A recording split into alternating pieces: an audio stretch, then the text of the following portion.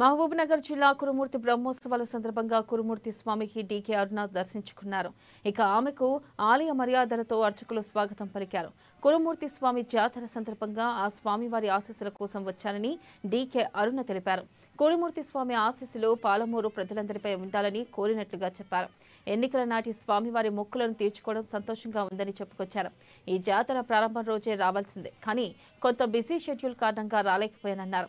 గత 15 రోజులుగా కురుమూర్తి జాతర ఉత్సవాలు అంగరంగ వైభవంగా సాగుతున్నాయన్నారు. ఆ స్వామివారి ఆశీస్సులు ప్రధాని మోదీపై కూడా ఉండాలని అన్నారు. ఈ దేశాన్ని ప్రపంచంలోని ఆర్థిక ప్రగతి సాధించేలా ఆ స్వామి ఆశీర్వదించాలని కోరారు. కురుమూర్తి స్వామి దర్శనం కోసం ఈరోజు స్వామిని దర్శించుకొని ఎంపీ ఎలక్షన్లో కూడా స్వామివారి ఆశీర్వాదం కోసం రావడం జరిగింది. గెలిచిన తర్వాత తప్పకుండా మళ్ళీ వచ్చి దర్శించుకుంటానని స్వామిని మొక్కుకోవడం జరిగింది. మరి కురుమూర్తి స్వామి యొక్క ఆశీస్సులతో పార్లమెంట్ మెంబర్గా పాలమూరు నుంచి గెలిచినటువంటి సందర్భంగా ఆ స్వామి మొక్కు తీర్చుకోవడానికి వాళ్ళు ఇక్కడ రావడం జరిగింది. యాక్చువల్గా ఉద్దాల రోజే రావాలి అనుకోకుండా నాకు ఒక ముఖ్యమైన మీటింగ్ ఉండడం వల్ల రాలేకపోయినాం.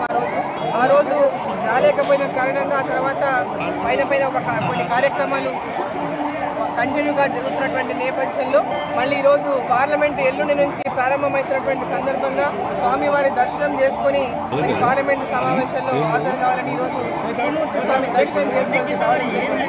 నరేంద్ర మోదీ గారిని ఈ దేశం కోసం, ఈ దేశం యొక్క అభివృద్ధి కోసం, దేశ ప్రజల యొక్క అభివృద్ధి కోసం, దేశం యొక్క యువ